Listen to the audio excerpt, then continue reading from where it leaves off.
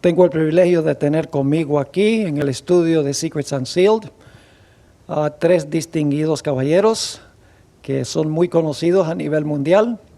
Tengo conmigo al doctor Billy Biaggi, es presidente de la división euroasiática. Tengo también mi amigo Daniel Scarone, que viene de la conferencia de Michigan, y al doctor Mario Veloso, que vive en Yucaipa, creo, y está jubilado, pero más activo que nunca.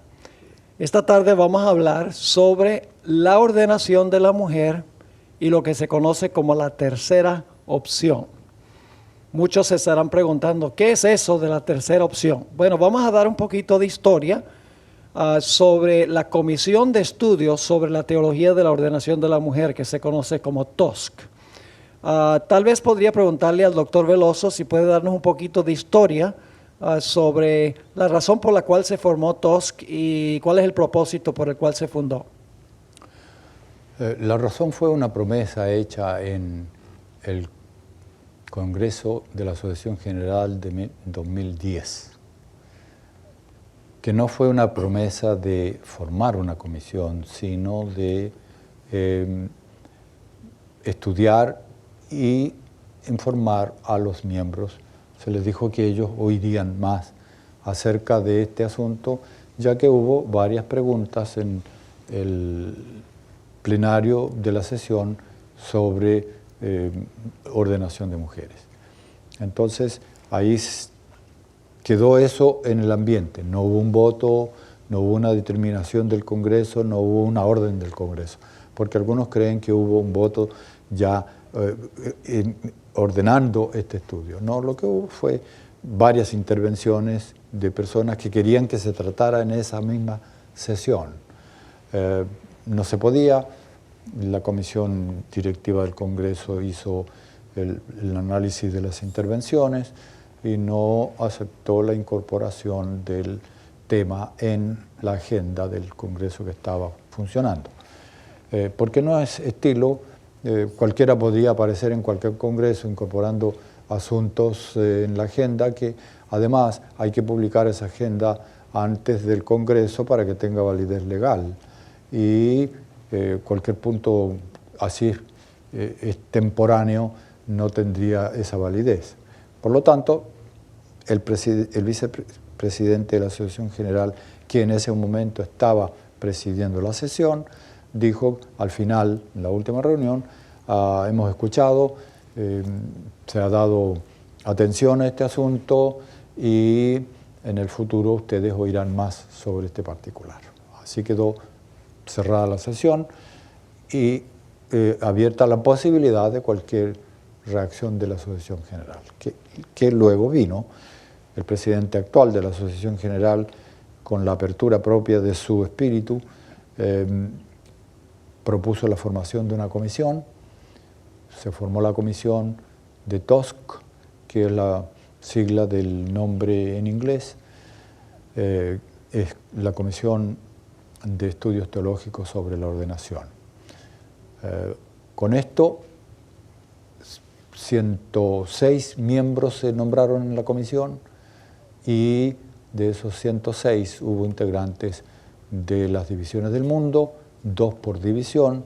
Hay 13 divisiones, eran 26 los delegados que venían de las divisiones y de esa forma se fue conformando el grupo. Quiere decir que venían 24 de afuera, ya que 2 de esos 26 eran de Norteamérica, la división norteamericana, y el resto eran prácticamente todos residentes de Norteamérica.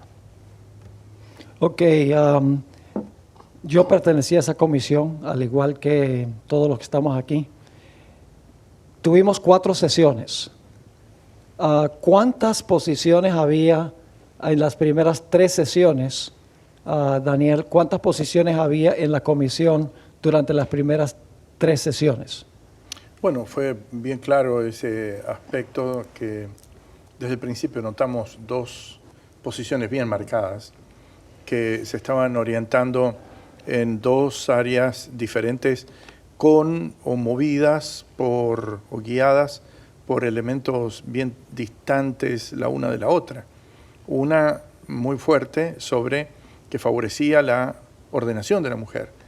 Y otro sector al cual en las comisiones internas propuse que fuese calificado como la posición bíblica, lo cual generó quizás un poco de escozor en algunos sectores, que estaba en contra de la ordenación al ministerio, aunque básicamente no tenemos, y creo que no tenemos, lo mencioné en el otro programa anterior, no tenemos mayor oposición con el desempeño de las damas en el servicio de la iglesia y en funciones dentro de la iglesia, pero sí en el aspecto de ordenación al ministerio, especialmente por el punto que hay ausencia de validez bíblica para poder fundamentar una práctica tal.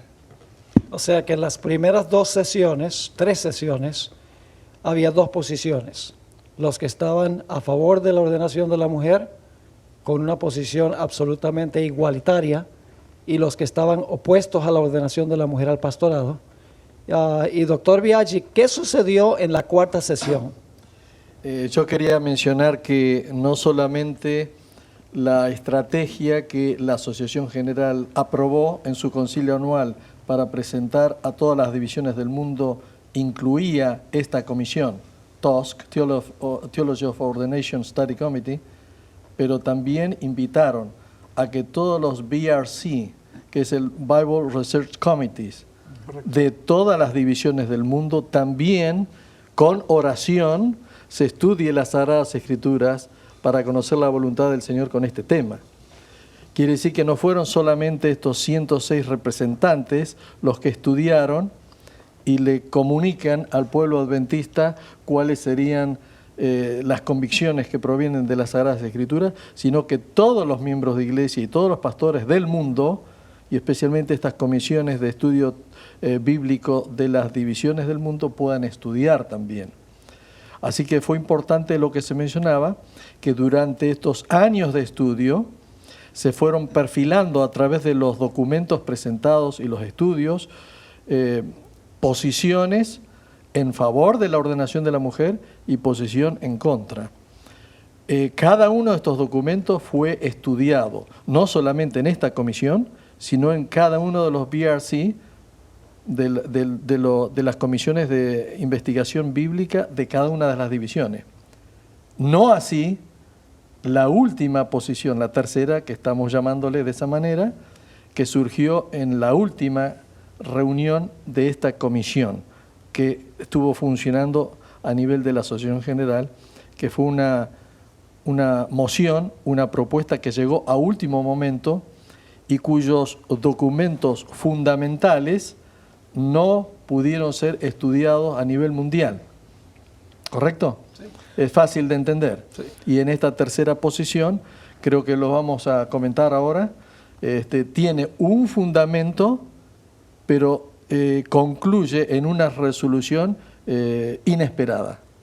A mí me pareció que fue algo bien sorpresivo. Sí. A mí me sorprendió grandemente cuando en la 4ª sesión vinieron con esta tercera opción solamente con un documento que fue redactado mayormente por 2 personas, porque en realidad no tuvimos oportunidades de leer ningún documento que haya sido escrito por otros, analizarlo bien. Nada más tuvimos en las primeras 3 sesiones 2 posiciones, papeles sobre 2 posiciones, así que me sorprendió tremendamente eso. Tal vez sería bueno hablar un poquito sobre lo que es la tercera opción. En el comité, durante las primeras 3 sesiones había 2 grupos. El grupo número 1 se conoce como aquellos que están a favor del ministerio de la mujer, pero en contra de la ordenación de mujeres como ancianas y pastoras. Perfectamente dicho. El segundo grupo es un grupo que está a favor de la ordenación de la mujer, porque según ellos la posición del hombre y la mujer es igualitaria desde antes del pecado y siempre seguirá siendo igualitaria. Es decir, su posición es que debemos estar dispuestos de ordenar mujeres y hombres porque son exactamente iguales no solamente en estatus, sino en función. Ahora, ellos sí dijeron que si alguna división no ha alcanzado el punto donde están dispuestos de hacer eso, le darían la oportunidad de esperar hasta que la gente esté dispuesta de aceptar esa proposición. El grupo número 3 es un poquito diferente, porque el grupo número 3 reconoce que el hombre fue establecido por Dios como líder espiritual en el hogar y también en la iglesia. Pero la tercera posición dice que en realidad Dios permite que la iglesia escoja un plan B o escoja un plan que no es el ideal número 1 de Dios, y por lo tanto ellos dicen que como es un asunto de organización y no un asunto de la ley moral de los 10 mandamientos, que Dios permite que la iglesia escoja si ordenar mujeres u hombres dependiendo de la región. Es decir, la conclusión del grupo 2 y 3 es la misma, pero la base teológica es distinta. Ahora, yo quiero preguntarle al doctor Veloso si hay una diferencia entre los mandatos morales de Dios y mandatos que son ideales, pero que podemos cambiar y ajustar dependiendo de la cultura o la situación en la cual nos encontramos. Estamos aquí ante una teología completamente extraña a la teología bíblica, para comenzar. Y digo esto por lo siguiente. En la Escritura no hay en ninguna parte expresión alguna de que la voluntad de Dios se exprese a través de mandatos absolutos y otros que sean variables y que Dios esté dispuesto a flexibilizarlos. No hay tal concepto en la Escritura. El concepto de la Escritura es que la voluntad de Dios es inalterable. Es soberana. Cuando Dios expresa su voluntad, es eso lo que quiere y es lo que espera. Es cierto que hay ciertas situaciones en las cuales pareciera que hubo alteración. Y ellos presentan más de un caso que supongo que analizaremos, pero en forma general yo quisiera decir también que Dios, el plan ideal de Dios para el mundo era que no hubiera pecado. Cuando el pecado entró, surgió el plan de salvación, el conocimiento del plan de salvación, porque ya el plan estaba. Pero no surgió una flexibilización de Dios. La flexibilización que ellos hablan es que Dios acepta lo que nosotros decidimos hacer y convive con eso. Dios nunca va a convivir con el pecado. Lo que hizo fue un plan de salvación. Y quien se salva no es una persona que dice, Dios me va a perdonar igual, peco porque Él me va a perdonar igual, porque es flexible, porque me ama, sino que yo me arrepiento de mi pecado y pido perdón. Por eso se va a salvar. No porque flexibilizó Dios, sino porque el pecador se arrepintió y aceptó la provisión de Dios. Eso por un lado. Y con todo lo demás igual. ¿No? Porque ellos nos dicen que hay esto. Vamos a ordenar mujeres. El plan ideal de Dios es no ordenar mujeres, sino hombres. Pero como nosotros el pueblo quiere que ordenemos mujeres, entonces vamos a ordenar mujeres. Total, Dios va a flexibilizar. Es como planear el pecado con premeditación y alevosía. Es decir, yo voy a pecar, total, el Señor me va a perdonar después igual, porque Él es amor. No, ese principio teológico en la Escritura no existe. Hay otro punto en relación con esto. ¿Quién determina cuándo Dios debe flexibilizar algo? Primero, Dios no ha dicho que va a flexibilizar. Segundo, ¿son ellos los que van a flexibilizar la voluntad de Dios? Y yo tomo un párrafo de ellos, en el cual está esta tercera posición y dice, en 4 ocasiones en el mismo párrafo, in our view, dicen, después, we are persuaded, después, we see no basis, después, we believe. Entonces, los argumentos sobre los cuales ellos construyen Son de está ellos. en mi punto de vista, está en mi persuasión, Perfecto. está en lo que yo entiendo, está en lo que yo creo. Ahora, si eso es base para establecer un principio teológico que permita la ordenación de mujeres sobre lo que yo pienso, creo, estoy persuadido y estoy viendo que es conveniente, eso no es ninguna base teológica y realmente lo que estamos haciendo es estimular la desobediencia a Dios, a la voluntad de Dios, porque yo no veo voluntad de Dios expresada en términos absolutos y en términos flexibles. La voluntad de Dios es una y la misma.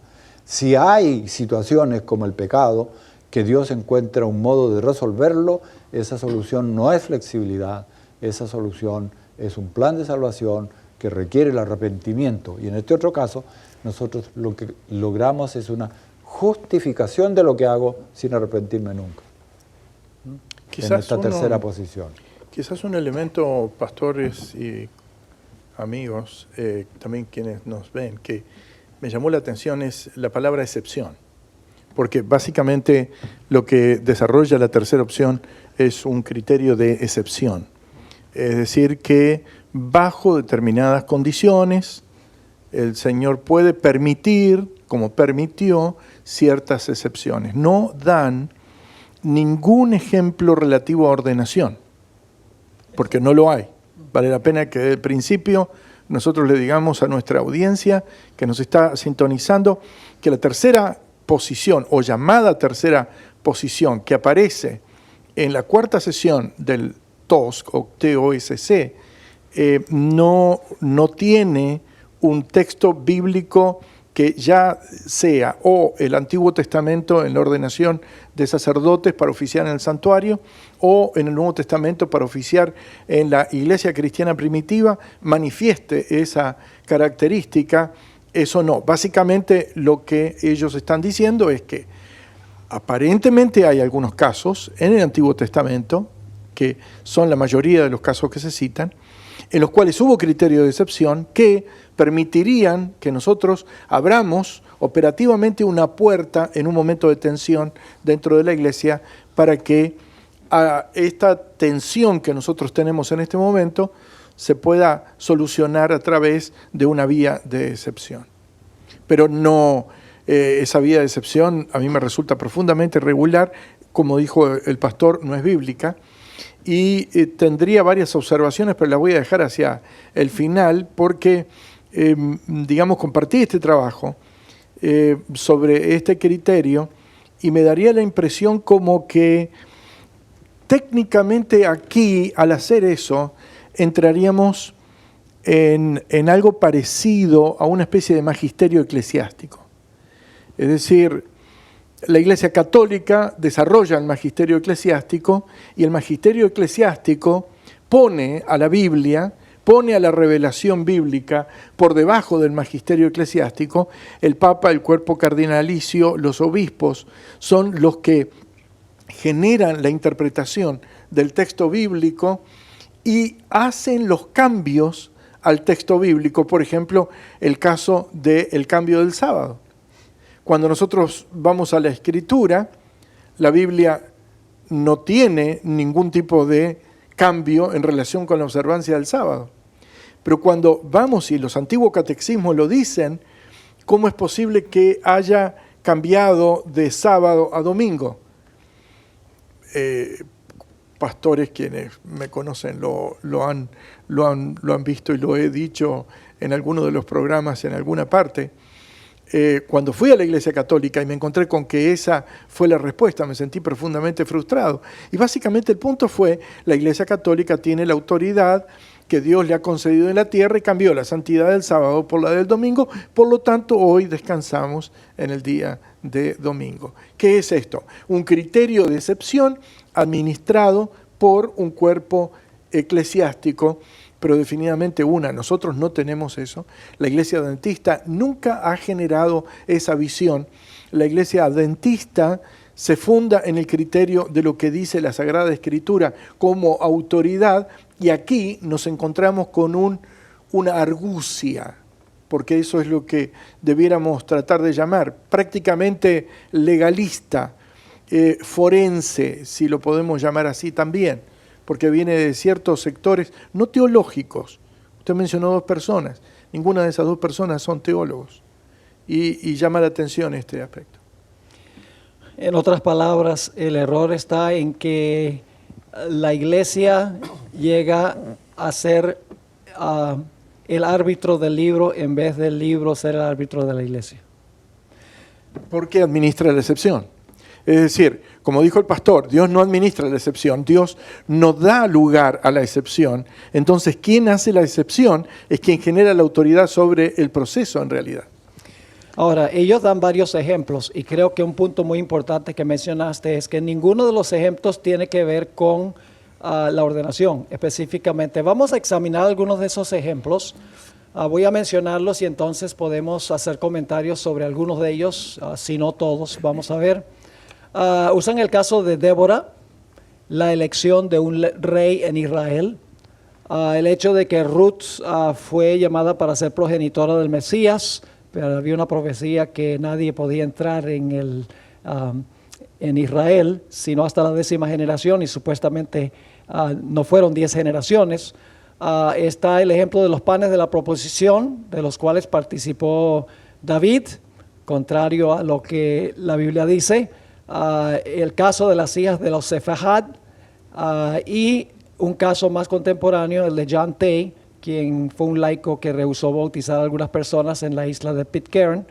La hermana White más tarde dijo que había cometido un error, que debería haberlos bautizado aun cuando no era ordenado. Vamos a examinar el caso de Débora. ¿Qué se puede decir de Débora? Ella fue juez en Israel, así que la idea es que como ella fue juez, entonces las mujeres pueden ser ordenadas hoy.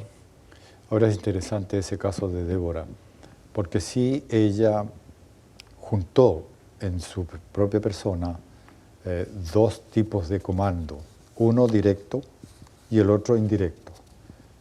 El comando directo fue del aspecto civil. Ella era jueza y en ese instante la autoridad máxima de los israelitas era un juez. Entonces ella fue jueza. El otro, que es indirecto, ella actuó como generala del ejército. Eso también era importante. Y si quieren agregarle un dato de complicación, ella profetiza, incorporó un elemento de importancia espiritual básica en el pueblo de Israel. Los 3 comandos más importantes de Israel. Le faltó solamente ser sacerdotisa, que es lo único que desacredita el caso como una excepción para favorecer la ordenación de mujeres. Y que en lugar de transformarse en un caso que ayuda a establecer la excepción, es un caso que niega la excepción. ¿Por qué la niega? Porque le dio Dios todos los poderes excepto el de ser sacerdotisa, lo cual indica, sin lugar a dudas, que no estaba Dios con intención de flexibilizar la ordenación en Israel. Y con eso nos da para todo el tiempo un ejemplo fundamental, tremendo, de que en esta cosa no hay flexibilización de la voluntad de Dios. Tampoco la hubo en las otras 3 cosas. ¿Por qué? Porque esas siempre estuvieron abiertas a hombres y mujeres. Tanto el comando político como el comando del ejército, como la posibilidad de ser profeta, estuvieron siempre abiertos a hombres y mujeres, no hay excepción. La excepción hubiera sido si ella también hubiera entrado a ser sumo sacerdote de Israel. Ahí sí, ellos tendrían argumento y nosotros calladitos hasta lo aceptaríamos y hasta votaríamos a favor de la ordenación de mujeres. Hay un buen teólogo de la Iglesia que hace un par, gracias, que hace un par de observaciones que me resultan muy interesantes, que es el doctor Michael Hassel, que envió esto a un círculo y señalando sus observaciones, porque él no pudo estar en esta ocasión, si bien de paso miembro del comité, pero por su labor en el Departamento de Arqueología no pudo estar en alguna de esas sesiones. Y él observa, y me parece, siguiendo la línea del doctor Veloso, Steve, que es muy apropiado este aspecto, que Débora cumplió esas funciones, sin embargo, nunca se sentó en el lugar de los jueces a la puerta de la ciudad. Es decir, cumplió la función porque era una situación de emergencia, pero no ocupó la posición que tradicionalmente ocupaban los jueces a la puerta de la ciudad. Es decir, como alguien a veces en alguna iglesia dice, bueno, yo en este lugar, en esta posición, yo tengo too many hats, dicen aquí en inglés. Tengo muchos sombreros, ocupo muchas funciones. Pero ella respetó quiénes eran y cuál era el diseño de ese tiempo. Y obviamente nunca fue ordenada y, como dijo el pastor, nunca desempeñó una función sacerdotal. Y el relato bíblico nos dice que fue Barak el que convocó a los ejércitos, fue Barak el que dirigió las tropas, fue Barak el que fue tras el enemigo, y luego entonces más adelante Samuel se refirió a Barak como el héroe de la historia y no Débora. Y es interesante que la que libró a Israel no fue Débora, sino que fue una mujer llamada Jael. Y además de eso, pues en el libro de Hebreos se menciona a Barak como el héroe de la historia. Y el Espíritu de Profecía dice muy claramente que esto fue en la época de los jueces, no era una organización, la organización perfecta que existía en los días de Moisés. Ellos se extraviaron de la organización que Dios tenía para el pueblo de Israel. Ahora, el ejemplo que ellos dan, el ejemplo más clásico de todos, es el de la elección de un rey en Israel. Y vamos a tomar unos momentos para hablar de eso. Básicamente la idea es que Dios quería ser el rey de Israel en la teocracia. Pero el pueblo dijo, nosotros queremos tener un rey. Y interesante que el argumento fue cultural.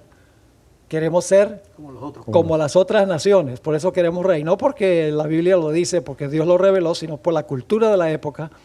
Entonces Dios sencillamente dijo, bueno, Israel quiere tener un rey, así que yo voy a permitir que ellos elijan un rey, un plan B, no es la opción número 1, y de todas maneras yo los voy a bendecir y todo va a funcionar bien. Así que usan eso como argumento de que la iglesia puede adoptar la idea de ordenar mujeres al ministerio, y no es el ideal de Dios, pero Dios está dispuesto de aceptar lo que quieren los seres humanos. ¿Qué podríamos decir en cuanto a ese ejemplo? Hay mucho que decir, ¿no?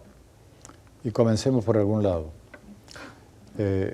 Ese lado, a mi juicio, es este, para comenzar.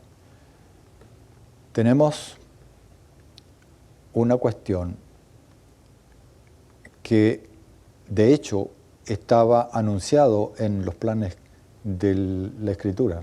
Dios ya había dicho, cuando tengan un rey, o si quieren traducirlo un poquito diferente, más cercano al texto, si llegan a tener un rey, entonces van a observar estos principios y le da el procedimiento cómo debe actuar el rey, que en realidad le conservaba el título pero no la función de los reyes. Le modifica la función. ¿Por qué? Porque igual Dios iba a seguir siendo el rey. Entonces, ya no iba a ser un rey con representación de jueces, pero iba a ser con representación de un presunto rey, como al estilo del ambiente, pero no en el estilo autoritario y absolutista con que los reyes ejercían el poder alrededor de Israel, sino al estilo como Dios quería el gobierno en Israel. Por lo tanto, la excepción a la voluntad de Dios no es una excepción, sino simplemente es un modo diferente de que Dios tuviera su representación en el gobierno político de Israel. Y ustedes vean que toda la historia de los reyes insistentemente se hace esta comparación. Este fue fiel a Dios, este hizo las cosas como Dios quería, este no fue fiel a Dios, este se apartó, este hizo adoración a ídolos y no siguió el camino del Señor. Es decir, de ahí para adelante, toda la evaluación de los reyes fue en comparación con lo que Dios quería.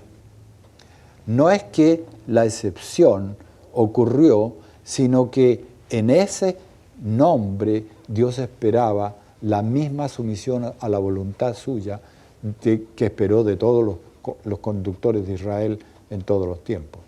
Ahora, si esto es así,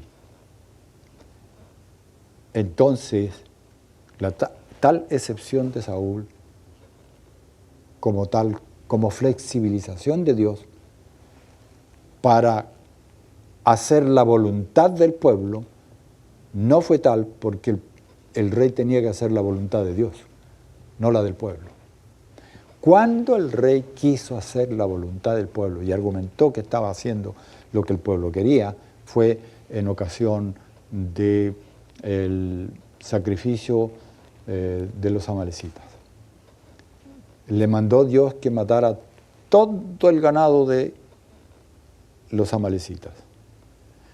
Y resulta que él le perdonó la vida a la parte más gordita del ganado. Y cuando llegó Samuel y le preguntó, le pidió cuentas de su obediencia a Dios, a lo que Dios le había dado como instrucción, a la voluntad de Dios, él dijo, el pueblo quería ofrecer sacrificios y para esto hemos guardado estos animales. Es decir, aquí están enfrentadas la voluntad del pueblo con la voluntad de Dios. Y Dios no aceptó la voluntad del pueblo como una flexibilización suya, sino que condenó la adopción de esta voluntad del pueblo por parte de Saúl, y nosotros sabemos lo que pasó con Saúl. Las consecuencias, ahí viene el capítulo consecuencias de hacer lo que nosotros queremos. Si Dios no nos libra de las consecuencias por hacer lo que queremos, quiere decir que no flexibilizó nada. Porque la flexibilización hubiera estado si nos libraba, si le libraba a él, en el caso ahí, de las consecuencias. No ocurrió. Es decir, tuvo que sufrir el castigo por su mala acción. Es interesante que los que arguyen de que debemos adoptar un plan B o un plan que es menos que ideal, dicen que necesitan hacerlo porque mejor así se puede cumplir la misión de la iglesia y va a preservar la unidad de la iglesia. Pero cuando uno ve el caso de la elección de un rey en Israel, lo que hizo últimamente fue dividir a Israel en las tribus del norte y las tribus del sur. En vez de cumplir su misión, se entremezcló con las naciones, perdió su misión, y en vez de dar libertad, lo que causó fue que fueran finalmente al cautiverio. Así que en realidad lo que ellos querían lograr adoptando un plan B fue exactamente lo contrario. Sí. A mí me parece de que justamente esa es la función de la iglesia, amar al Señor para cumplir con su voluntad. Si nosotros hablamos de la misión que el Señor nos ha encomendado para estos tiempos finales de la historia del mundo, esa misión es el cumplimiento de su voluntad, de su mandato específico en las Sagradas Escrituras. Y todas las decisiones que debiéramos tomar como iglesia tendrían que ser de acuerdo a la voluntad del Señor para cumplir la misión. Pero tenemos que tener cuidado los argumentos que utilizamos para cumplir esa misión o para cumplir con la voluntad del Señor. Ahora, en esta tercera posición se utiliza este ejemplo que estamos considerando como una excepción que Dios acepta. Pero debemos recordar de que en ese ejemplo, ¿qué le dijo Dios al profeta Samuel? No te han rechazado a ti, sino a mí. Quiere decir de que podemos legítimamente utilizar un ejemplo o un argumento para cumplir con la voluntad del Señor cuando el Señor dice que ese ejemplo es un rechazo a Él mismo. Obviamente que no. Yo creo que esta es una parte muy débil de la argumentación de esta posición. En primer lugar, porque el cambio de moverse de la teocracia a la monarquía en Israel fue catastrófico. Todo el Antiguo Testamento, todo el libro de Reyes, el libro de Crónicas, etcétera, nosotros vemos al pueblo de Israel en una especie de péndulo entre acercarse al Señor y alejarse del Señor, y vemos de una manera bien clara, como se señaló, la división, y no solamente la división de tribus, sino primero llegando a Siria, desbaratando por completo a Samaria en el 722, y finalmente prácticamente 200 años después, encontramos que Babilonia hace lo propio, y es interesante que los profetas ven eso como la mano del Señor castigando al pueblo por los errores cometidos en el pasado. Es decir, la elección de abandonar la teocracia, es decir, palabra que refleja el gobierno divino sobre el pueblo de Israel, por la monarquía, es decir, hacer la voluntad de, como los otros pueblos lo hacían, de tener un rey, tuvo un resultado desastroso. Es interesante que el Espíritu de Profecía, en volumen 7 de Testimonios para la Iglesia y 109, y también en la página 180 en inglés del tomo 8, señala que hoy nuestra iglesia es una teocracia. En el momento que los pioneros de la iglesia definidamente salen de distintos movimientos religiosos y se unen bajo los dos grandes estándares del advenimiento del Señor y la observancia del sábado, nosotros comenzamos a retomar el camino del pasado para volver a ser una teocracia, en la que en la iglesia ejerce el Señor la autoridad. Ahora, ¿con qué autoridad nosotros ahora, con toda la experiencia del pasado, vamos a decirle al Señor que vamos a hacer criterios de excepción sabiendo lo que pasó en el pasado del pueblo de Israel? Es interesante, yo creo que este ejemplo demuestra que no podemos separar los mandatos morales de Dios de los aspectos cúlticos y los aspectos de organización. Porque fíjense, Israel, como resultado de elegir a un rey, los llevó a quebrantar el segundo mandamiento, el de no adorar ídolos. El primer mandamiento, no tener otros dioses. Y el séptimo mandamiento, porque se compara a la relación de Israel con otras naciones con adulterio espiritual.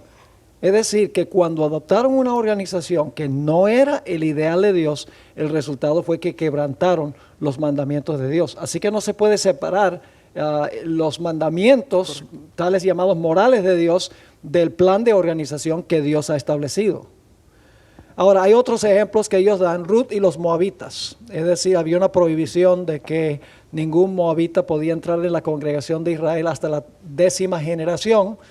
Y dicen que, bueno, Ruth fue moabita y ella no entró a la congregación de Israel antes de después de la 10ª generación. Así que usan ese ejemplo para defender de que Dios hizo una excepción con Ruth. ¿Qué podríamos decir en cuanto a eso? Estamos otra vez con la ficción de una excepción.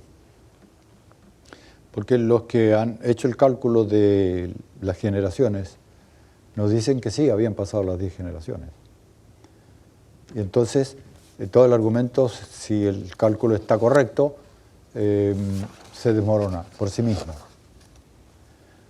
Ahora, es cierto que esa prohibición existió.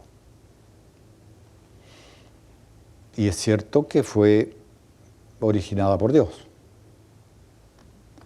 Ahora, si Dios hubiera colocado a Ruth en el camino de la conversión, en el momento en que ella se convirtió, él aceptó la conversión de Ruth. Entonces estamos ante un hecho de acción divina. Ellos no aceptan este argumento, lo rechazan porque no admiten que la conversión de Ruth haya sido razón para una excepción. Ahora miren ustedes lo que ocurre aquí. Ellos son duros con Dios, no le permiten hacer una excepción, pero ellos basan toda su teoría en las excepciones de Dios. Muy bueno. Y entonces, ¿cuál es la coherencia de esta cosa? Las excepciones de Dios son buenas si concuerdan con lo que yo quiero, y cuando concuerdan con lo que Dios quiere no sirven. ¿Quién es el que resuelve estas cosas? Vuelvo a lo que leí anteriormente. Para ellos resuelve mi punto de vista, resuelve mi persuasión, resuelve lo que yo veo, las bases que yo tengo, lo que yo creo, no lo que Dios me dice. Si Dios aceptó a Ruth en el pueblo y después colocó en la descendencia de esa mujer a David, el más típico de los reyes de Israel y tal vez el único que fue según el corazón de Dios, entonces, escúcheme, y junto con haber sido David, en la línea coloca la descendencia de Cristo. Claro. ¿Hay más voluntad de Dios en juego aquí que eso? ¿Y quién, yo quiero saber, quién tiene el poder para decirle a Dios, no hagas eso? Entonces, la excepción y la incoherencia y el poder de Dios en una incoherencia del sistema, a mí me desacredita completamente todo el sistema teológico que ellos están planteando. Y hay dos cosas que quiero recalcar y luego Daniel tiene algo que decir. En el libro de Ruth dice que sí hubo 10 generaciones. Están mencionados por nombre. Pérez, Esrón, Ram, Aminadab, Nahashón, Salmón, Boaz, Obed, Isaí y David. Hubo 10. Pero aun si no hubiese 10 generaciones, que las hay, claramente en Ruth del capítulo 1, cuando Noemí le dijo a Orfa y a Ruth que regresaran a su pueblo y a su Dios, Ruth dijo, lejos esté de mí de regresar a mi pueblo y mi Dios. Bueno. Dijo, tu pueblo será mi pueblo y tu Dios será mi Dios. Ya no era moabita, sino que era israelita, por admisión de ella misma. Bueno, eso es lo que ellos rechazan, ¿ves?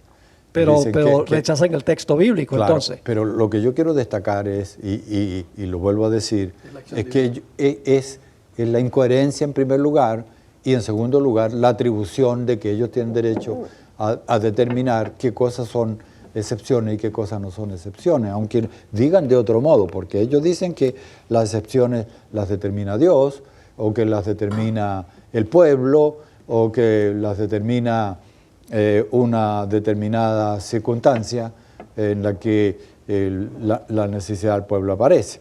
Bueno, esas cosas acaban siendo simplemente excusas para ellos mismos determinarlo. Y, desde luego, el poder de Dios es superior a lo que ellos quieran decir. ¿Y qué tiene que ver este ejemplo con funciones en el sacerdocio o funciones de liderazgo en Israel? Nada. Eso nos trae el próximo ejemplo, los panes de la proposición. Dicen que David comió los panes de la proposición y por esa razón Dios permite excepciones y por lo tanto nosotros podemos ordenar mujeres. Es lo que decimos en inglés, a stretch. ¿Qué diríamos de eso? Y simplemente tenemos que decir que no están relacionados. David no se tornó sacerdote por comer los panes. Él siguió siendo el soldado fugitivo, menos hambriento ahora, pero soldado fugitivo igual. No hay ninguna vinculación con ordenación y que vamos a hacer una flexibilidad. Dios flexibilizó esta cosa, podemos flexibilizar la ordenación. No hay proporción en las comparaciones estas. Además, no hay referencia a casos en los cuales la tesis que plantean es exactamente lo contrario. no, simplemente seleccionaron lo que ellos consideraron que podría sustentar su tesis y el resto, los ejemplos reales de la Biblia, que podrían no sustentarla, esas se los olvidaron. Justamente cuando este trabajo quiere sustentar toda su plataforma de argumentación y decisión final en ciertos ejemplos bíblicos, cuando nosotros hablamos de tota escritura, cuando decimos de que tenemos que comparar este pasaje con otros y con el contexto y con la enseñanza general de la Biblia, entonces nos preguntamos, ¿por qué no presentó este grupo o este grupo de hermanos otros incidentes, ejemplos bíblicos, donde Dios no da lugar a excepciones? Categóricamente, no da lugar. Creo que vamos a ver algunos de esos casos, ¿no es cierto? Pero entonces, si uno quiere actuar con equidad en el estudio de las distintas circunstancias, veremos ejemplos donde Dios acepta o flexibiliza o tolera una situación, aunque nos anticipa las consecuencias, y aquellas que absolutamente no lo permite. Y entonces la pregunta es, ¿en qué casos sería adecuado aplicarlo al sagrado ministerio, que es el tema que estamos considerando, y en qué casos no? Muy buen punto, doctor Biaggi. Vamos entonces a mirar algunos de esos ejemplos bíblicos que ellos no mencionan y que tienen directamente que ver con funciones en Israel, funciones sacerdotales y con organización de Israel. Podríamos mencionar, por ejemplo, el caso de Saúl cuando ofreció el sacrificio. Tal vez Daniel podría describir esa experiencia cuando Saúl sintió la urgencia de ofrecer el sacrificio. ¿Qué implicaciones tenemos ahí? Bueno, básicamente él estaba sobrepasando de sus naturales limitaciones, porque como decía recién Guillermo, él era rey, pero no sacerdote, y definitivamente eso era una absoluta transgresión dentro de los procedimientos. Y tenía instrucciones precisas de esperar al profeta del Señor, instrucciones precisas. Quiere decir de que entonces Dios en este caso no permite la excepción y la castiga duramente. Según la definición de ellos, eso no es un mandato moral, porque tiene que ver con sacrificios, no tiene que ver con los 10 mandamientos, como que no tiene mucho sentido, ¿no? Absolutamente. Tenemos el caso de Usías. El caso de Usías. ¿Qué fue lo que pasó con Usías, doctor Veloso? Y Usías estaba acompañando el traslado del arca. Él no estaba autorizado, porque no era levita, para hacer ningún trabajo relacionado con el arca, pero indudablemente que el tránsito del arca en esa oportunidad atrajo la atención de mucha gente, por curiosidad y hasta por devoción. Y él estaba entre ese público, acompañando como iba en una carreta tirada por bueyes, siendo trasladada el arca, y de repente ocurrió un momento cuando la carreta tambaleó el arca y parecía que se iba a caer. Entonces él fue y la tocó para ayudar a que el arca no se cayera. Esto es un típico caso de ayuda al Señor fuera de orden, y sufrió las consecuencias. ¿No? Claro. Sí, ese es el caso de Usa. Pero tenemos también el caso de Usías, el rey Usías. El rey Usías. Disculpa que yo estaba... Pero no importa, ese ejemplo que usted dio lo tengo en la lista también. Sí, sí. Bueno, completando este caso, nos encontramos ahí ante una situación en que el Señor no hizo excepción alguna. Para salvar la vida de un buen intencionado podría haberlo hecho, ¿no es cierto? Si es que la flexibilización fuera parte de su sistema de acción, no lo hizo. Sí, si estos son los ejemplos de excepción, Steve, lo que vamos viendo es que todos terminan mal. Sí. Es que el propósito es mostrar que hay ciertos casos que ellos no citan porque lo que hace es negar la tesis que ellos presentan. Efectivamente. Lógico, es decir, pero si avanzamos y vemos todas las consecuencias de todos los casos en los cuales definitivamente se usa el criterio de excepción para ayudar bajo esto y todos los otros razonamientos, las consecuencias fueron que todos terminaron mal. Sí, porque el asunto es que estos ejemplos que estamos tratando ahora son ejemplos que tienen que ver con el argumento de ellos. Tiene que ver con funciones ministeriales y funciones eclesiásticas. Los que ellos presentan, la mayoría no tienen nada absolutamente que ver con la ordenación, con ser pastor, con ser sacerdote. Por ejemplo, la elección del rey de Israel, Ruth y los moabitas, los panes de la proposición, las hijas de Zelofehad. Herencia. Sí, todo el asunto de la herencia, nada de eso en realidad tiene que ver con funciones eclesiásticas. Son, como decimos en inglés, comparing apples and oranges, comparando naranjas con manzanas. Tenemos también otros 2 o 3 ejemplos que quiero traer a colación. El ejemplo de Gedeón. Gedeón también violó un principio muy importante del sacerdocio. ¿Qué fue lo que él hizo? Hizo un efod, ¿no? Y entonces lo colocó como un ídolo después, en la forma de ídolo, para adorar y para atraer al pueblo, pero no resultó. ¿Por qué? Porque el pueblo se prostituyó. claro, dice el texto es el bíblico. término que aparece. Lástima. Y no resulta porque todo lo que es desobediencia es simplemente pecado. Es una palabra dura, pero es básicamente la palabra que refleja la apostasía del pueblo de Israel en el pasado. Es decir, Dios deja de ser el esposo ideal del pueblo de Israel y definitivamente Israel queda a merced de otras divinidades. ahora hay otros 2 ejemplos aquí que quiero traer a colación, son muy importantes. Tenemos el caso de Jeroboam. Tiene que ver con alguien que usurpó el asunto del centro de adoración y el centro del sacerdocio en Israel. Ese sí es un ejemplo que trata directamente con el tema que ellos traen a Y colación. sí, porque él ordenó sacerdotes que no eran de la familia de Aarón. Dice que lo hizo con gente del común del pueblo.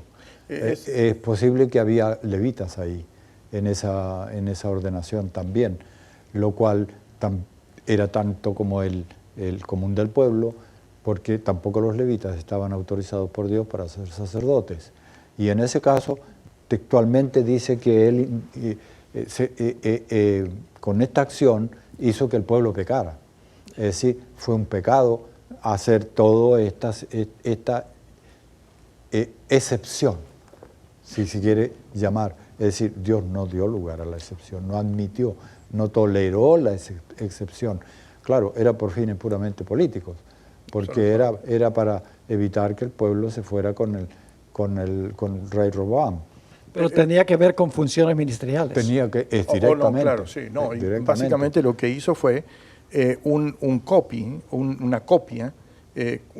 copia de calco prácticamente de todo el calendario, porque inventó, y dice el texto de su propio corazón, primero de Sí, Reyes 12, sí. las fechas, y estaban todas relacionadas con el calendario que se desarrollaba en Jerusalén. Claro. Y entonces ofreció límites en el norte y el sur, de tal manera de restringir geográficamente el flujo del pueblo hacia Jerusalén y los inhibió de adorar al verdadero Dios en realidad. Porque eso es lo que hizo. Hizo una imagen, una especie de imagen de la bestia, apocalípticamente hablando, pero en el Antiguo Testamento, de tal manera de poner límites al pueblo de Israel para que no acudiera a Judá. Y dice el texto que era para evitar que el pueblo, yendo a Jerusalén, se volviera al rey Roboam. Sí. Así que eran razones Político. puramente políticas. Así que estos ejemplos son más apropiados al argumento que ellos están usando. Más porque se refieren a asuntos del sacerdocio. Y los ejemplos de ellos no tienen nada que ver con el sacerdocio. Ahora, el ejemplo de todos los ejemplos, Coré. Yo creo que eso es lo que más cerca está A la a la realidad actitud nuestra. que tenemos nosotros ahora. ¿Cuál fue el gran pecado de Coré? Yo creo que Dios había dado instrucciones precisas de cuál era su voluntad. Hoy día, siglo XXI, diríamos, Dios utiliza discriminación. Y Coré dice, ¿por qué estos sí y estos no? yo también soy levita, ¿por qué no puedo? Moisés le respondió, no os es suficiente a vosotros, hijos de Leví, servir al Señor. O sea, todos miembros de nuestra iglesia pueden servir al Señor en distintas capacidades, que además querráis el sacerdocio. Pero es lo que el pueblo quería, ¿no? Creo- Y sí, porque el argumento era que todo el pueblo era santo y que lo siguió mucha gente del pueblo. Por eso que príncipes y gente del pueblo, fue una rebelión grande, no pequeña, no fueron solamente un grupito de levitas, fue muchos seguidores. Ahora, esa masa de pueblo tampoco es autorización. ¿Desde cuándo que el pueblo puede autorizar más que Dios? Entonces, esto a mí me dice que aún tenemos que ser cautelosos cuando decidimos estas cosas en voto. Definir la doctrina, decidir la doctrina por voto, sí lo hacemos, pero hay que ser muy cautelosos en que tomemos un voto que esté en armonía con la voluntad de Dios. Porque tomar votos para alejarnos, como cuando la adoración del becerro, que el pueblo sí estaba a favor de que hicieran el becerro, pero miren lo que pasa, ¿no? Las consecuencias de esto, de desobedecer a Dios por voto del pueblo, no es fácil. Nosotros decimos, tenemos que estar dispuestos a mantener la unidad del pueblo, de todos nosotros, entre nosotros, pero con la cautela suprema de no ofender la voluntad de Dios. Pero Dios permitió entonces un plan B, porque permitió que vinieran los 250 con los incensarios, ¿no? Sí, pero ¿y el plan C de cementerio cómo fue? Excelente comentario. Steve, esta declaración de la tercera opción a mí me llamó la atención y quizás tú con tu buen inglés la puedes leer desde allí. But the issue of gender, el aspecto de género, we submit. A ver, trato de traducir. Pero el asunto del género, sometemos nosotros, es una calificación ideal para el oficio del ministerio ordenado, y mientras que es una cualidad importante, solo es una en medio de varias cualificaciones. Esto es lo que sostiene y está en la página 4, en las líneas 4 y 6 de la tercera opción. Y aquí hay algo que me llamó la atención en la tercera opción, y es que cuando el apóstol Pablo dice que si un hombre desea obispado, buena cosa desea, el género aquí no es opción. El género no es una opción. El género es inherente del oficio en el cual se ha de ordenar. Y cuando se está señalando esto, se está colocando al género como una de las calificaciones, cuando definitivamente no es una calificación, es inherente del cargo. Excelente punto. Vamos a otro punto ahora. El grupo número 3 apeló a la libertad de conciencia para defender su punto de vista. Nosotros los adventistas estamos a favor de la libertad de conciencia, pero según ellos, pues supongo que divisiones enteras tienen libertad de conciencia para decir, no individuos, sino una entidad denominacional.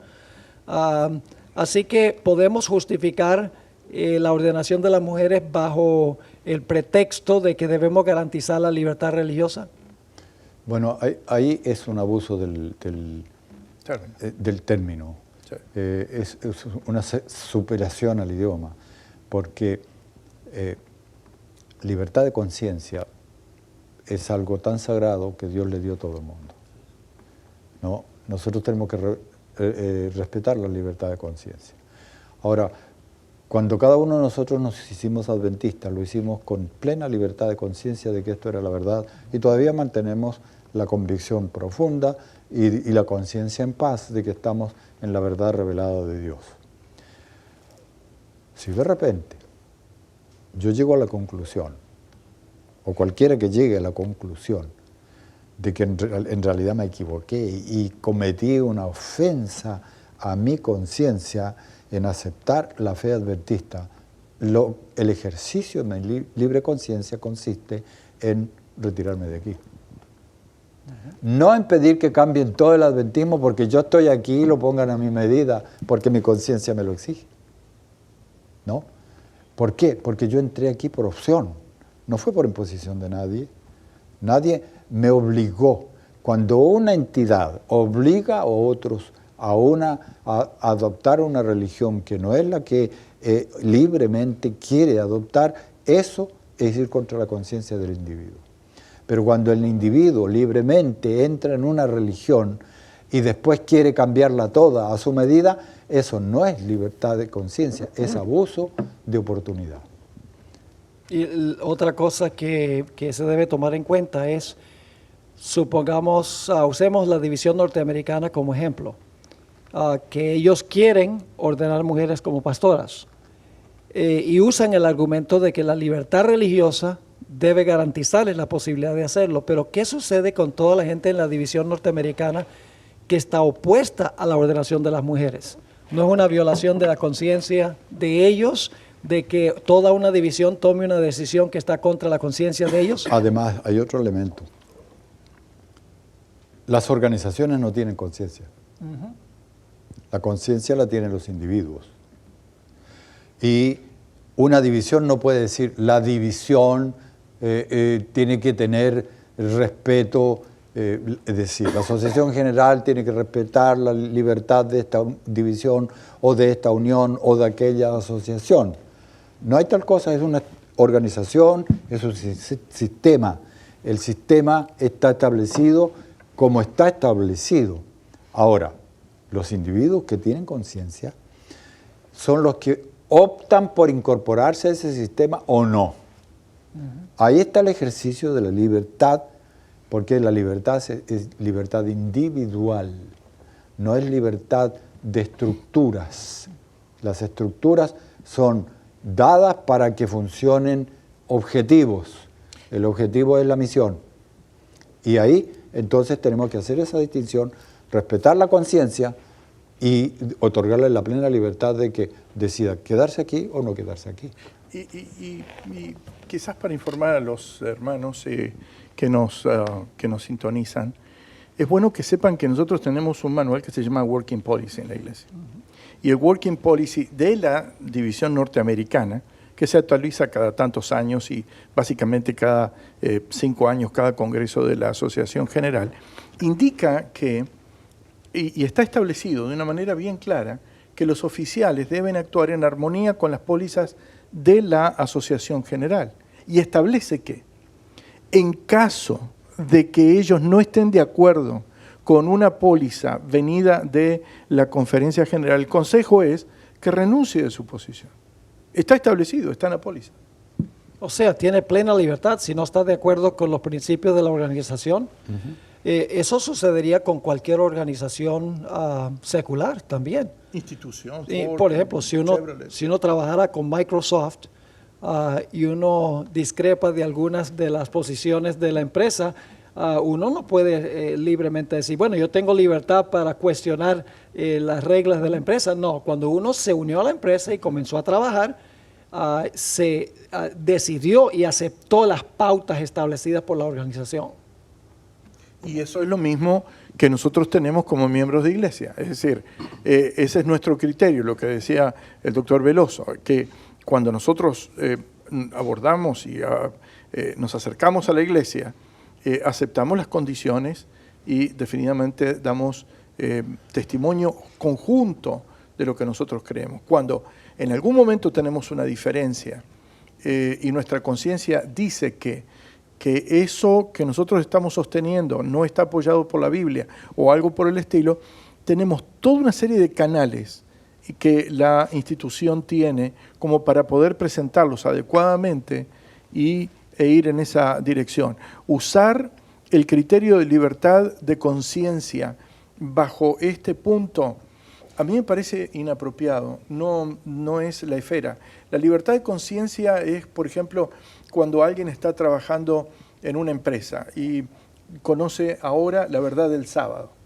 Entonces se acerca a su gerente y le dice que está teniendo algún tipo de dificultad laboral y la empresa media, entendiendo que esa persona, en el ejercicio de su libertad de conciencia y su libertad religiosa, tiene derechos, los reclama y determina qué es lo que va a hacer. Ahora, si la empresa decide que no le va a conceder el sábado libre, por ejemplo, él tiene el derecho de renunciar y declinar esa posición.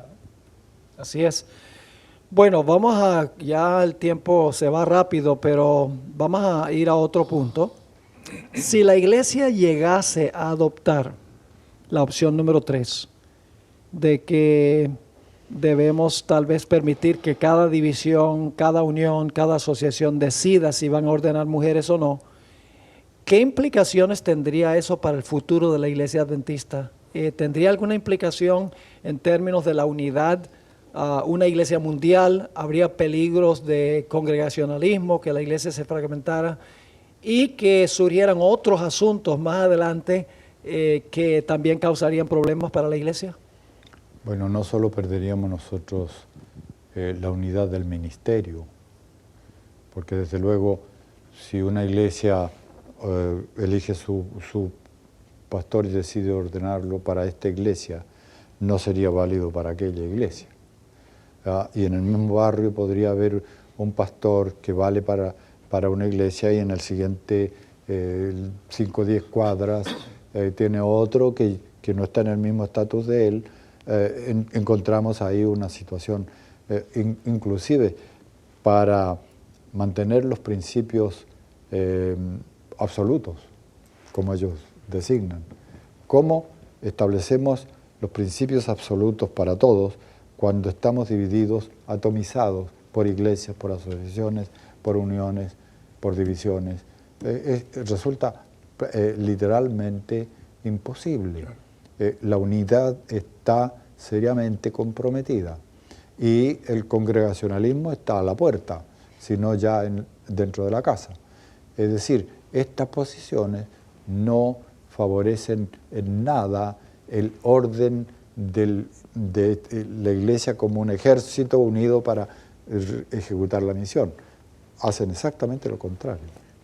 Son varias las consecuencias y la primera es con la Biblia, desde mi punto de vista, porque se establece una diferencia que no está en la Biblia.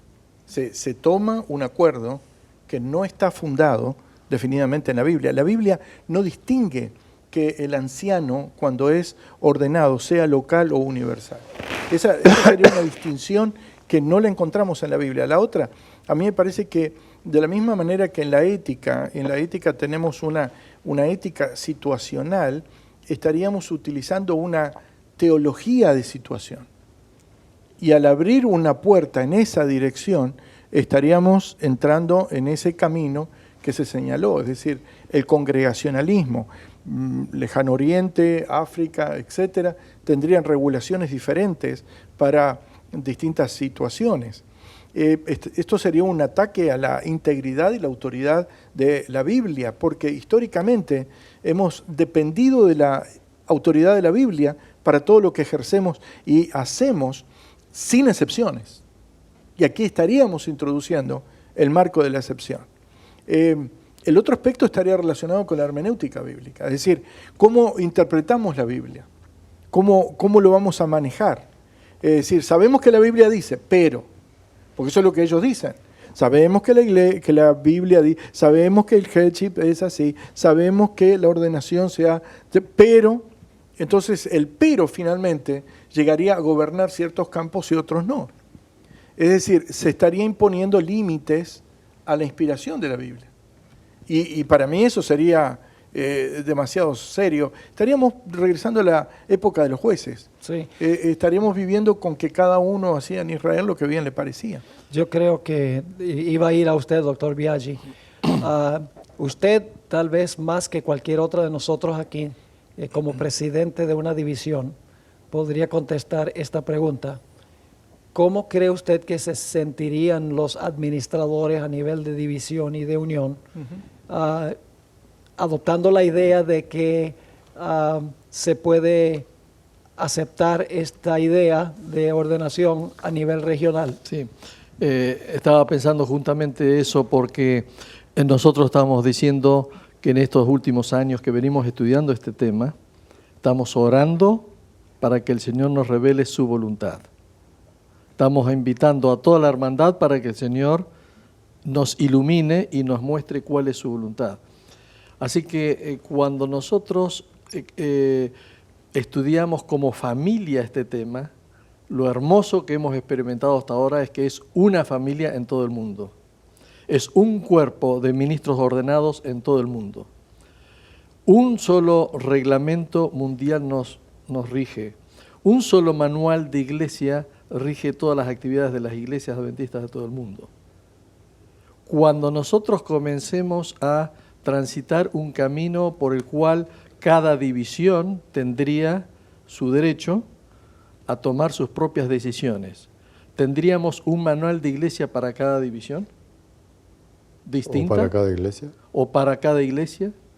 Y si nosotros lo hacemos a nivel de división, las uniones no tendrían el derecho de reclamar su porción de la autoridad que le corresponde en esa división. Y si así fuera, las asociaciones de las respectivas uniones no podrían apelar a su propio derecho de determinar sus propias decisiones. Y si eso fuera el caso, finalmente llegamos a cada una de las iglesias locales. Quiere decir de que tenemos que saber, tenemos que concordar de que hasta ahora la Iglesia Adventista funcionó como una familia y todas las decisiones, de acuerdo al Espíritu de Profecía, las tomamos a nivel de la familia, que son los congresos mundiales de la Iglesia Adventista, como familia. El día de que empecemos a tomar decisiones que dividan esa autoridad por regiones, entonces tendremos que sufrir esas consecuencias. Y la pregunta entonces sería, ¿estamos cumpliendo la voluntad del Señor? ¿Nos ayuda en el cumplimiento de la misión? Y cuando la Iglesia enfrente, porque ya la estamos enfrentando, muchas otras decisiones muy difíciles de responder, dejaremos entonces que cada unidad de la Iglesia tome sus propias decisiones o los tomaremos todos juntos como familia. Ajá. Cuando la Unión del Pacífico, aquí en California, tuvo una constituyente especial y votaron a favor de la ordenación de la mujer, ellos sabían abiertamente que esa era una violación de las pólizas y de los estatutos de la iglesia. Ahora, una vez que uno abre esa puerta para que una unión viole las pólizas de la iglesia, ¿por qué la iglesia local no tiene también el mismo derecho? Le doy un ejemplo. El diezmo es un principio bíblico de que debemos devolver el diezmo en la iglesia. Pero la distribución del diezmo es asunto de póliza. Así que, ¿qué tal si una iglesia dice, nosotros no estamos de acuerdo con la póliza de que debemos mandar todos los diezmos a la conferencia y ellos mandar a las otras organizaciones?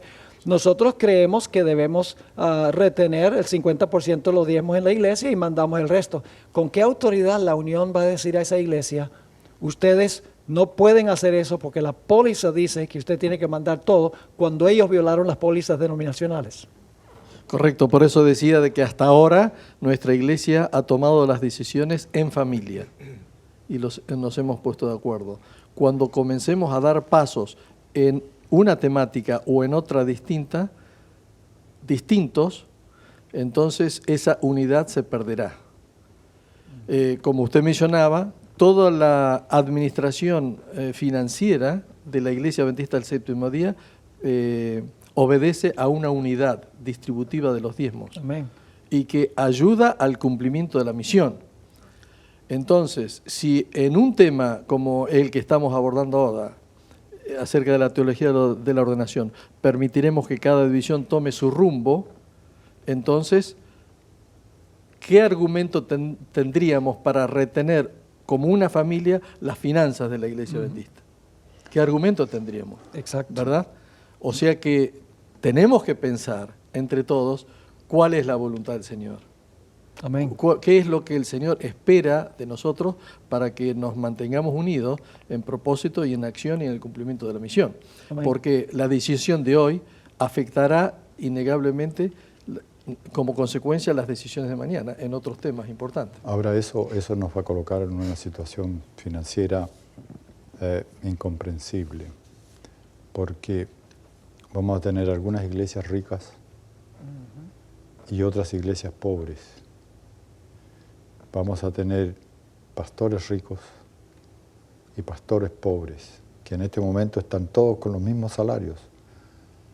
Y cuando la ambición por el dinero se mezcle con los elementos de ordenación, ¿no vamos a empezar a comprar ordenaciones de iglesias grandes?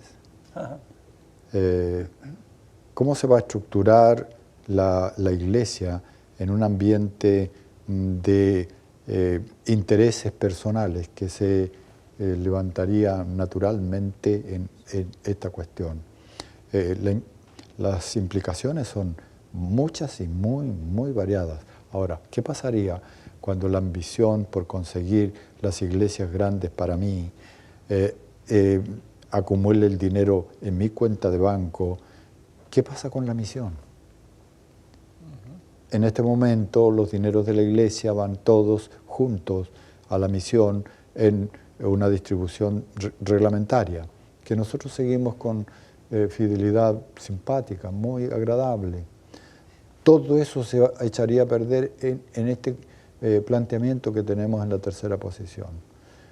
Y la destrucción de la iglesia no es pequeña, es total.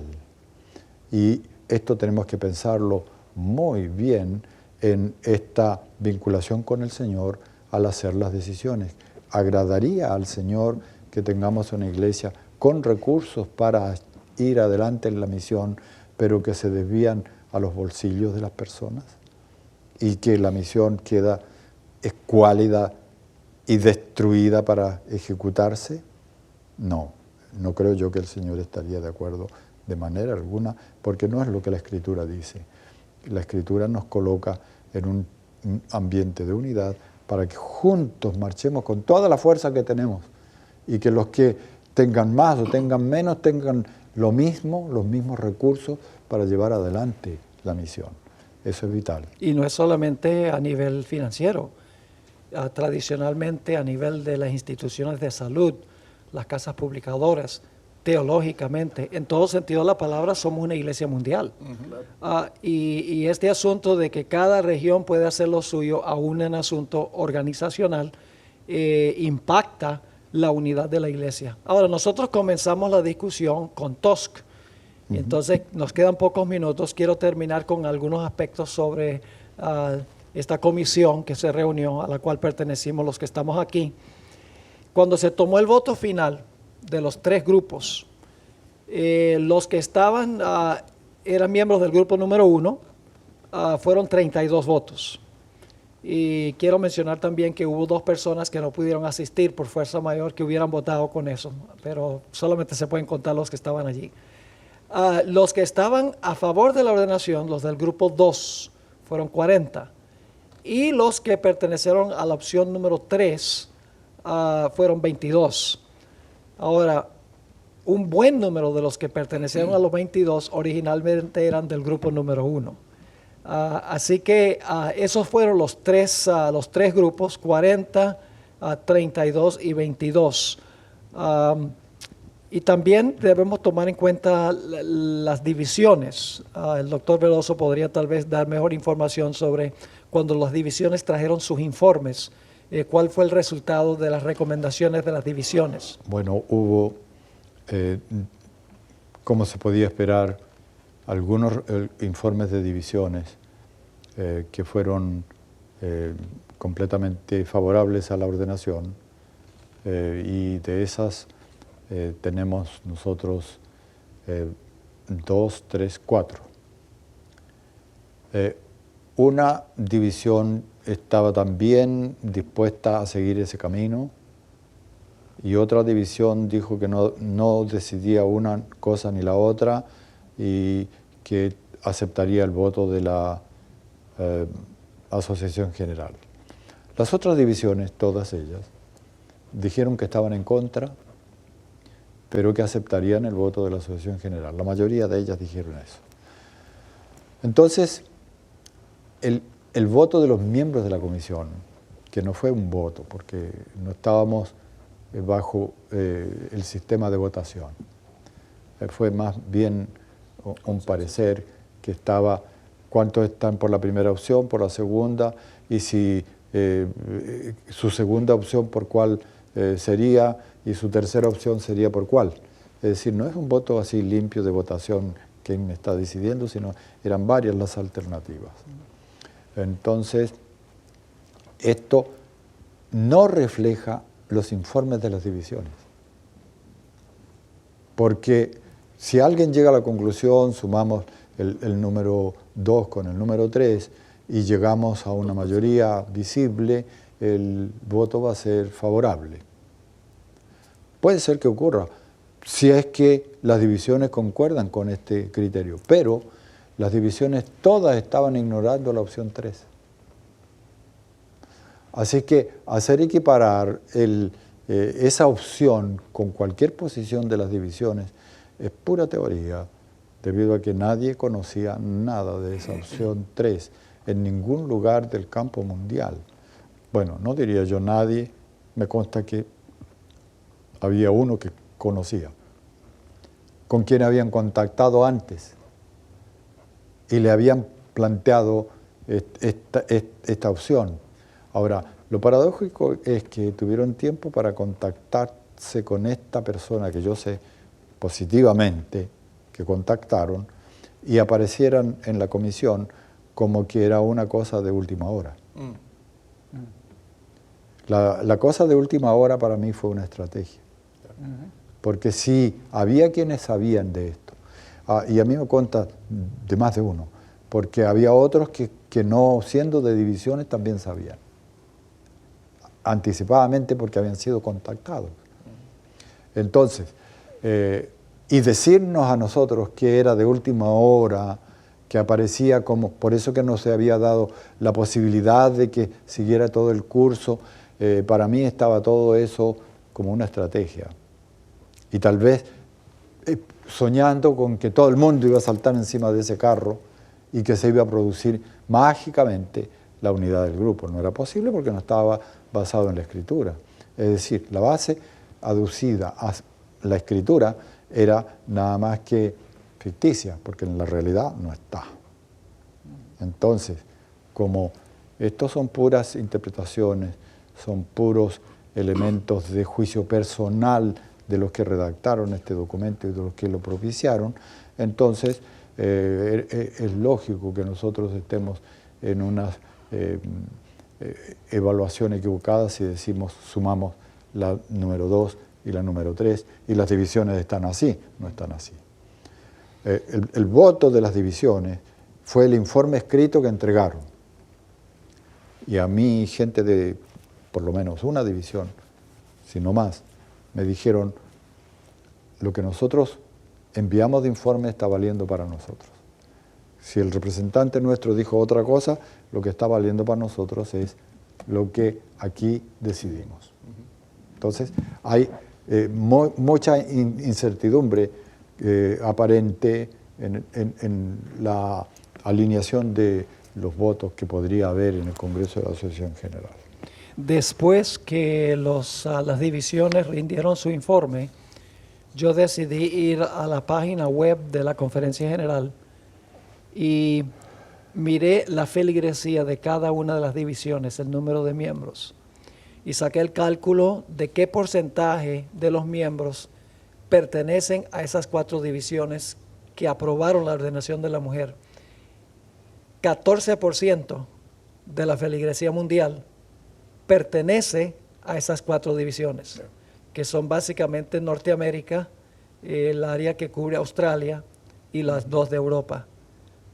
Fuera de eso, el 86% de la feligresía, según los cálculos que están en la página web de la Conferencia General, en realidad o dijeron que no tenemos ninguna posición, vamos con lo que diga la Iglesia, o los que dijeron no estamos de acuerdo, pero estamos dispuestos de obedecer la decisión que tome la iglesia. Así que eso me demuestra que esta idea de que la abrumadora mayoría de la iglesia a nivel mundial está a favor de la ordenación de la mujer sencillamente no es cierto. Eso es lo mismo que cuando dicen que todos los miembros de Norteamérica están a favor de la ordenación, que tampoco es verdad. Creo que conviene, Steve, destacar, y colegas, de que cuando terminamos la reunión de TOSC, el doctor Ted Wilson, el pastor Wilson, nuestro presidente, hizo una apelación a los miembros de la comisión y a su vez para que se transmita a todo el mundo. Que lo importante, hermanos, es que sigamos orando para que el Señor nos muestre su voluntad. Este es un tema muy fundamental, como lo hemos expresado en estos minutos. La unidad de la iglesia y el cumplimiento de la misión, el tener la tranquilidad y la paz de corazón y de conciencia de que el Señor está dirigiendo nuestras vidas y a su pueblo, es fundamental. Dediquemos tiempo cada día a estudiar las Escrituras, a permitir que el Espíritu Santo nos diga cuál es la voluntad del Señor y a decidir y a dedicarnos a seguir la voluntad del Señor. Amén. Cuando terminó la presentación de la tercera opción, me levanté y hice solamente una pregunta. Y la pregunta fue, si esta es la posición de ustedes, ¿no es este el fundamento teológico para no hacer la voluntad de Dios? Yo creo que como iglesia, como pueblo, debemos estar unidos en solamente un motivo aquí, en hacer la voluntad de Dios, Amén. de lo que está revelado en la palabra de Dios. Amén. Muchas gracias por ese comentario tan importante. Debemos estar dispuestos sencillamente de ir sin ideas preconcebidas al texto. Es difícil porque todos tenemos bloques mentales, ¿verdad? Pero debemos decir, como dijo Samuel, habla, Señor, que tu siervo oye, y seguir la voluntad de Dios. Bueno, ha sido un placer estar con ustedes esta tarde. Quiero agradecerle al doctor Biaggi, al doctor Scarone y al doctor Veloso. Yo soy el único aquí que no soy doctor, pero el Señor me dará un honoris causa cuando llegue al cielo. Así que quiero agradecerles por haber estado con nosotros. Ha sido un honor que ustedes nos acompañen. Y es verdad que todos somos pastores. No hay un título que sea más honroso que el de ser pastor. Les agradecemos mucho por su compañía. Ojalá que la discusión haya sido de beneficio. Oremos como nunca antes por la unidad de la iglesia. Dios les bendiga a todos.